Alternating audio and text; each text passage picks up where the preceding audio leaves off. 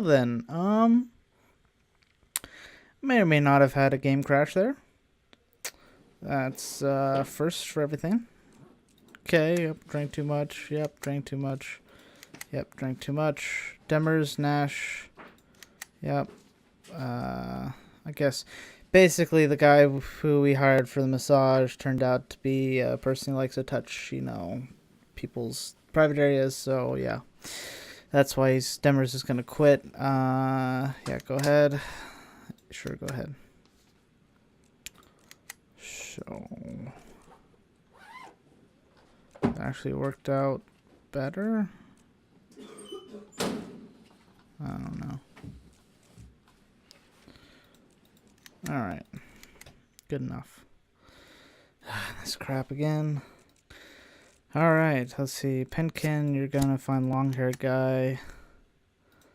And then Belmont. Is it Titus? No. Good one. Yep, 1.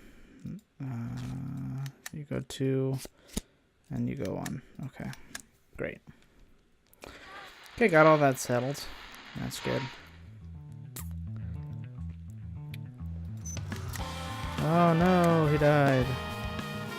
Yep, fry payment. Yeah, thank you. Birch and Fletcher. Alright. Someone get Hodges treated. No. Kill Mickey. Get out there, chemicals. 561 in progress. Alright, Beltway, Red Van, Smuggling. McGuire, Woolbag. Titus. Beat, alright.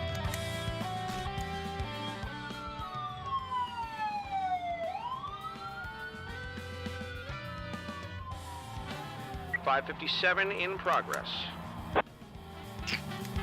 Don't have enough for that.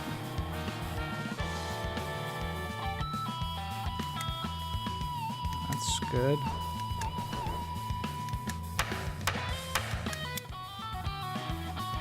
Smash, our real world neighbors. We bought a box of fireworks from Freeburg. Gift from my son. We were having fun setting them up in the yard. The boy was beaming with happiness, and then the Christensens appeared, our grumpy neighbors, and they started making a fuss about all the noise. Of course, I told them that they could go to hell.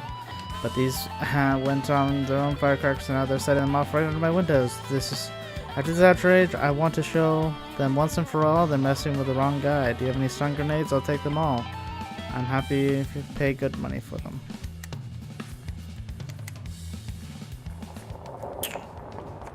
Okay. Was not lying. Let's buy some stun grenades. Let's wait on the stun grenades. Mission Nash went well. I'm glad my colleague had a decent funeral.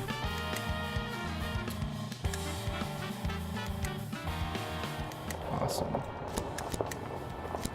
Perfect. We can send you guys out to the bomb threat. Patrol car caught up with a red band. The driver has his window rolled down. He's smoking a cigarette. Alright, turn on the siren, Brady. Band stops the roadside. Alright, look inside the van. Van's empty. Spare tire on the ground. Interview the driver, McGuire. 561. Driver broke under pressure, admitted he hit the smuggled cigarettes into the van's spare tire. Nice. Nice. Good work. Get some shooting out there, McGuire. Wool bag. Some strength. Alright. Well, got farther than last time, that's for sure. Didn't crash. 557 in progress. 2 in a row, alright. Old elderly veteran claims that he mined the church where a wedding ceremony is about to begin.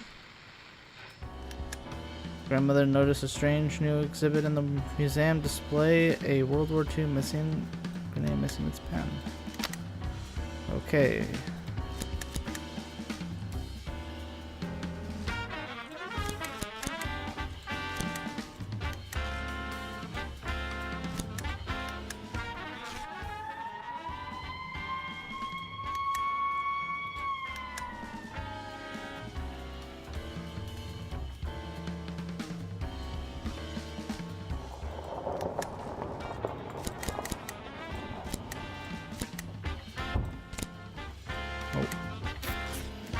That's unfortunate. Pig Slaughterhouse. Bovo's Day of Manhood is just around the corner. I haven't gotten anything ready. You know the traditional there's a holiday prepared to the finest pig entrails, right? One slaughtered pig is barely enough for 2 portions, and the demand for holiday like this means I should have gotten ready 6 months ago, so I'm going to have to act fast. I used to have a skilled craftsman or former cop. In fact, he adjusted his shocker and somehow turned into a real murder machine. Unfortunately, the guy died of too much drink a little while back, and all he left was a bunch of old incomprehensible drawings. Got a cover boy among your guys. I'd like him to come take a look at blueprints. Maybe he'll be able to figure something out, right? And tell him to bring his shocker with him, so if he gets the idea, we can try it out. So, got no time to spare.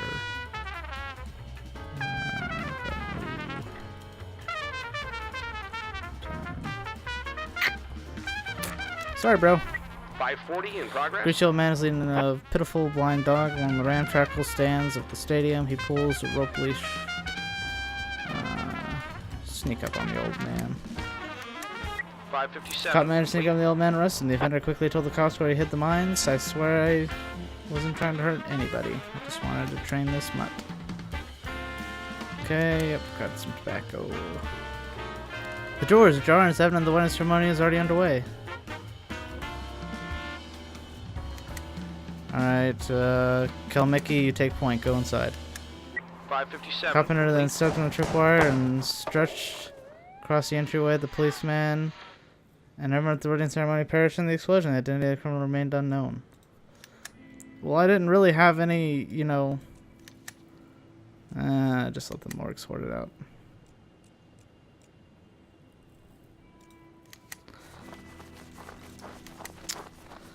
Well, today has not been that great of a day. That's for sure. Mission has some idiot scrolled his way fuse box and fried the whole thing. Now all my lights in the car wash have gone out. I tried to call an electrician, but he got in a fight with his wife and went to get drunk in the woods. They found him eventually, but he's got bad frostbite. Can't close the car wash for even a couple hours, so I have everyone working with flashlights, but they can't hardly see, so they're using way too much water and not washing the cars properly. I'm sure you have a couple of smart guys on the force who can understand technology. Please send them and let them work on the wiring and get the lights back on as soon as possible. Okay, Yarbrough intelligence. Sure. Man with no pants on giving bouquets of herbs to women on the street and groping them. According to eyewitnesses, he's yelling about Bovos, the force spirit. I feel like Bovos, the force spirit of everything. I feel like they're too lazy to come up with multiple gods. 515 in progress. Carjacking. Drunken man has stolen an asphalt paver to make a neat little patio in front of his trailer.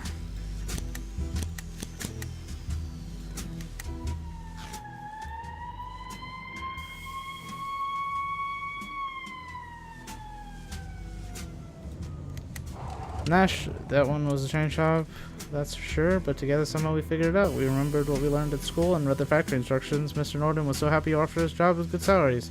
We talked about it and turned him down. We've already got careers here, although one of us almost agreed, but we're not going to say who, haha. That was a close one.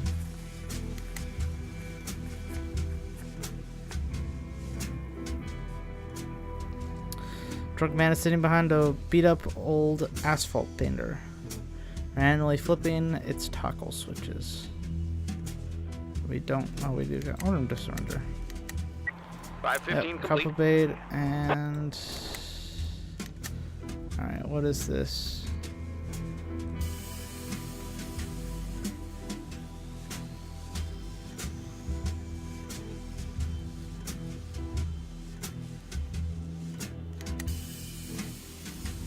Man in a fur hat, no pants, holding out a grassy bouquet to a little girl, saying, Bova sees the great fertility hidden inside you. When you grow up, you'll give birth to 12 children or more. Alright, yeah, just sneak up on him, beat him in the head. 540 I managed to sneak complete. up on the man arrested, and the bouquet was left lying on the asphalt. Good. 523 in progress. Domestic disturbance. Woman is complaining of terrible noises that are coming from the neighbors. That is beating Sarah again. Alright, Agent Hodges, you get out there. You got this.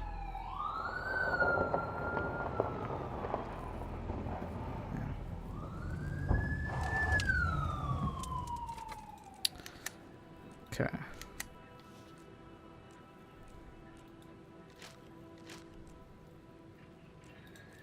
Oops.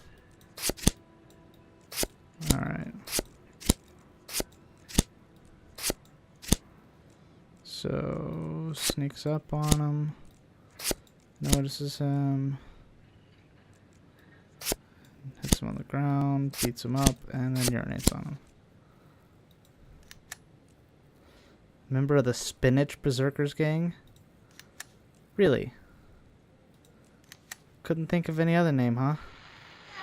Works here as a packer. Goes jogging in the evenings. Well. Penkin. You take... Birch.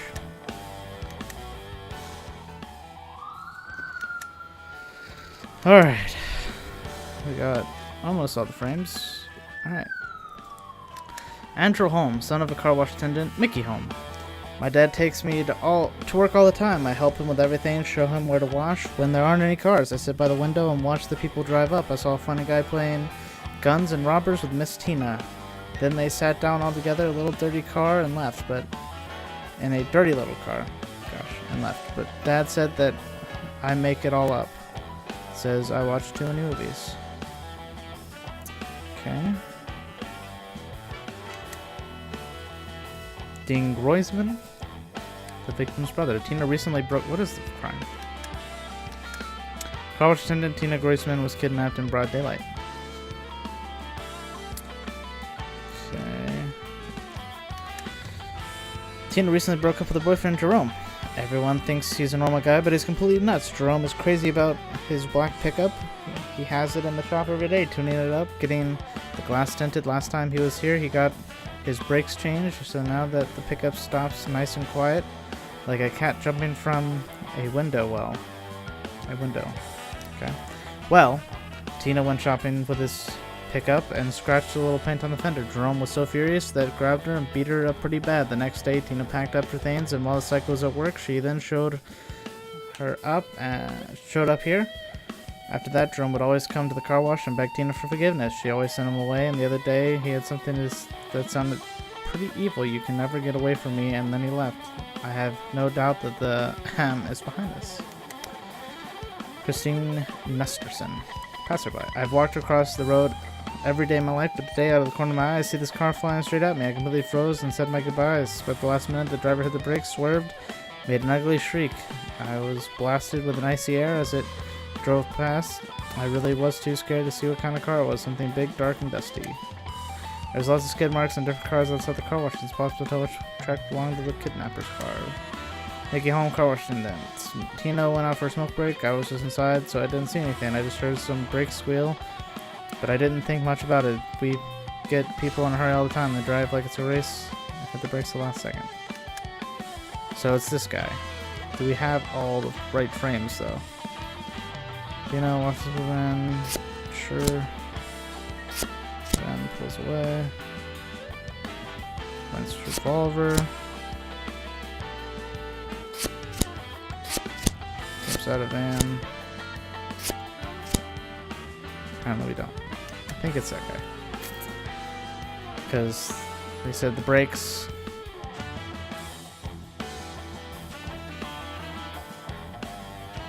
Yeah, I got enough for you, Fry. There wasn't a fight. The married couple were celebrating their anniversary, and remote dinner turned into passionate sex. Sounds of which had alarmed the neighbor. Yeah. Okay. Might wanna, you know, get yourself checked. We didn't get him. Oh, we did get him. Okay, good. Awesome. Nice work, Penkin. Alright, Penkin. Get some negotiation. Alright, Birch third. You're almost. Sure, yep. Make him an informant. Let's interrogate him. Why did you beat up your dealer? You owed him some money and couldn't pay? I hear you were running pretty fast. You do something? With curls like that, they're gonna eat you up in prison. Better tell me whatever you know. Why are you looking at my head? Get out of here. I don't want to be hanging out around a... Ahem. Dang it. Well. Let's see here. Excerpt from medical history. During the football game, he tore a ligament in his knee. He recovered quickly. He went to the stadium with his father during the storm. His father was struck by lightning and he died on the spot from the burns. The boy was not physically hurt, but he could not speak for months after witnessing the horrible event. Once he shaved his head, straight razor, and cut himself severely. Patient required sedation, but didn't make a sound the whole time. Alright. Shock.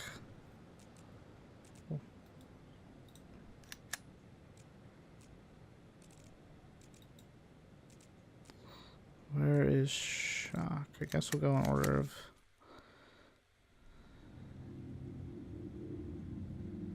True serum, medical instruments... No.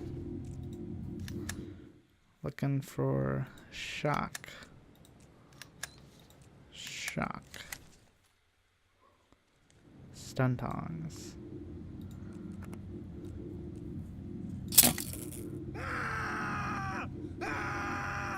Yep, that's right.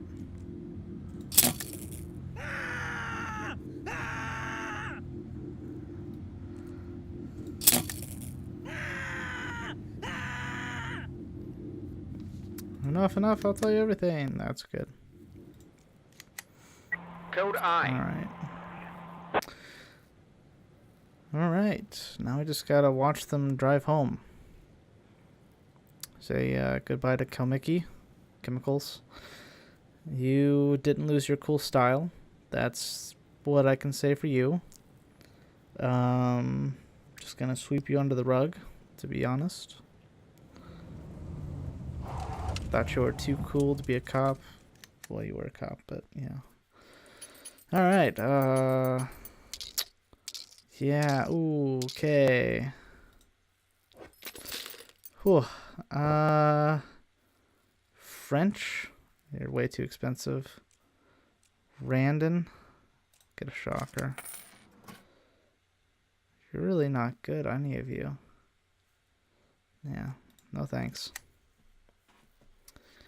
Alright, tomorrow's shift. Age before beauty, I guess, sure. Yep, Spurlock, Rosenkrantz, Mustard, let's not forget Mustard, Guzman, Flower Pots, Horsemoon, Rockman, Napkin, Jackson, Kurosawa, Mustache, Percy. Yeah, so that's pretty good. Alright. We got time for another day, probably. Tell me, Victor, tell me honestly, are you a human being or a robot? Huh? Right? Or are you sure? Have you checked? Because it seems to me you have a set of programmed commands instead of brains in your head. Ever consider showing a little bit of flexibility? Just a little bit, huh? Ever consider that selling butter and selling gasoline isn't the same thing? Well, listen. Listen to me, Victor. Listen to me a second before your tiny electrical brains run out of batteries. When you sell him butter, you sell him a delicious breakfast. A person can live without a delicious breakfast. Yes, most people in this fucking town haven't even heard of a delicious breakfast. When you sell him butter, he's in a position to bargain. Because if he doesn't have butter, he'll smear his toast with clay, and by God, I swear he will eat it with no less pleasure. But when you sell him gasoline, Victor, when you sell him gasoline, you sell him his business. You sell him the entire meaning of his existence. Because, Victor, if he doesn't have gasoline, he'll have to shut down his gas station. And if he closes his gas station, he won't have butter or toast on the table. And in fact, he won't even have a fucking table. Because his creditors will take away his whole fucking house. And a man needs a fucking house so that he can have a place to put his fucking table. You got the logic, right? Now see if you can digest it with your fucking electrodes or whatever you usually think with, and call me back when you come to an agreement on the price. Ah, you're already here. I'm sorry, Jack. It's a busy time of year. I gotta sit by the phone all day. I can call you Jack, right? Why am I asking? I'm already calling you Jack. Let's sit down.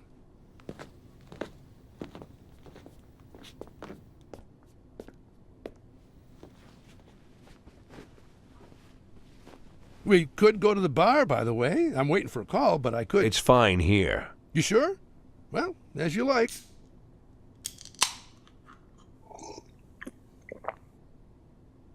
That's what I love about Sharpwood. Even if I forget to put the beer in the refrigerator, it'll still be cold. Here, you can help yourself. Doesn't look like beer, does it? Well, what is it? The infamous smelly soup? You should try it. Go on. Try it. Don't be squeamish. Half of Sharpwood eats that soup every day. No one's dead yet. Not from the soup, anyway.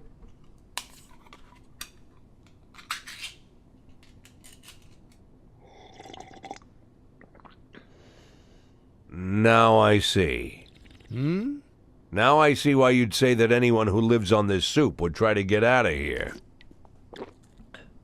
Well, yes, but most of them stay. What do you think keeps them here? Family? Friends? Friends? But there's nothing easier than making friends.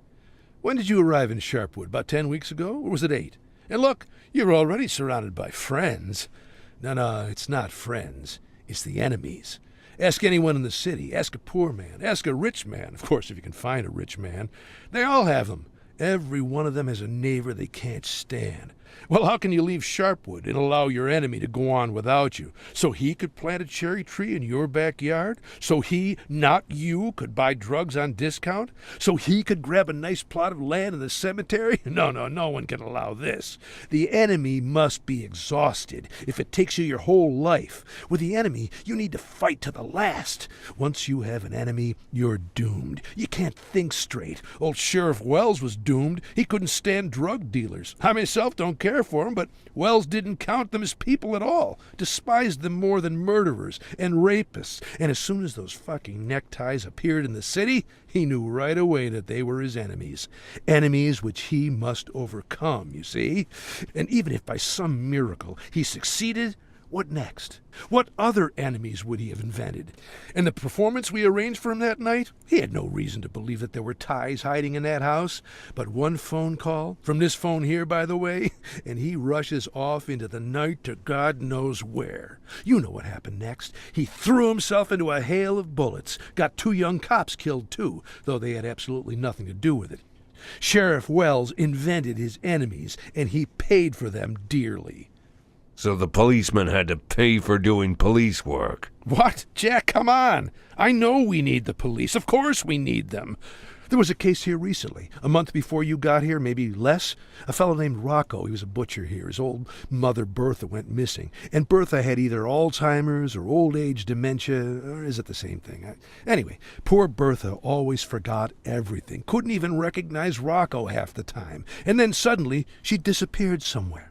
So, what did our Rocco decide? Our Rocco decided that his mother was kidnapped by Eves Menke, another local butcher, his competitor, so to speak. No, just think, a man finds his mother missing, his old sick mother who can't remember her way to the toilet, and the first idea that comes into his head, his competitor kidnapped her. He watched too many movies, I guess. So what did Rocco do? Rocco picked up the hammer, went to Eves Menke's house, cracked open his skull, then broke his brother's skull, then broke his father's skull, then went down to their basement shouting, "Mom, I've come to save you!" And the basement was empty. Of course it's fucking empty. And there he is, standing there. Goes back home, covered in blood, hammer in hand, and his mother is there, sitting in her armchair, quietly knitting. Walked around in the woods all day, then came back home. Doesn't even remember a thing about it. Now Rocco will be in prison for the rest of his life. But if he just called the police, if the cops had combed the forest looking for poor Bertha, nothing would have happened. So of course we need the police. Never imagine, Jack, that I think the police is my enemy. I don't invent enemies for myself. I won't repeat the old sheriff's mistakes, unlike the new sheriff. What, you arranging a special performance for her too? I could, of course, but what happens after that? Marino says that after Gail Greenberg's death, there's no first deputy in the department. So if the sheriff suddenly dies, anyone might take her place. And I do not need anyone. I need you. I'm sorry? You're working in the sheriff's department, unofficially, right? I think it's time to formalize your status. First deputy sheriff. It's a good start, huh? Why would Lily formally appoint me as first deputy? You're not listening to me at all, Jack. Lily invented an enemy for herself and will do anything if it means she can get even with her enemy. Believe me, run the ties out of Sharpwood and you'll get your post. She wouldn't think for a second. I'm not sure she... Just think, Jack, just think. The ties didn't just flood the city with drugs. Oh, no, that would not be enough. The ties killed her precious Sheriff Wells. Well, that's what she believes anyway. But would they stop at that? Oh, no. The ties killed Gail Greenberg. And was that enough? Not at all. Now the ties had also killed her champion, Captain Carter. As far as I know, Jack, you made sure poor Lily thought as much. You can be sure, Jack. Hatred for her enemy has all but blinded our sheriff. Like her predecessor, like her predecessor's predecessor. Consider this a Sharpwood tradition. Suppose she agrees. Although I do not really believe she will, then I'll still need to deliver and take out these ties. Is that a problem? I thought you were an experienced cop. I don't even know where their headquarters are. But I do. I learned a lot from our distinguished young student, Arthur Sherman. The scholar couldn't be held in isolation without books. He traded all the valuable secrets of the insidious neckties for the Viscount de Bragelonne. Can you imagine? Even if I can. Oh, that must be Victor. Don't worry, Jack. She'll agree. You'll see. She'll agree without hesitation. Call me when you made the deal. Just don't leave it too long. Here, little souvenir from Freeburg. Hello. What? Why does he need so much? It doesn't matter how much he's willing to pay. It's physically impossible at that time.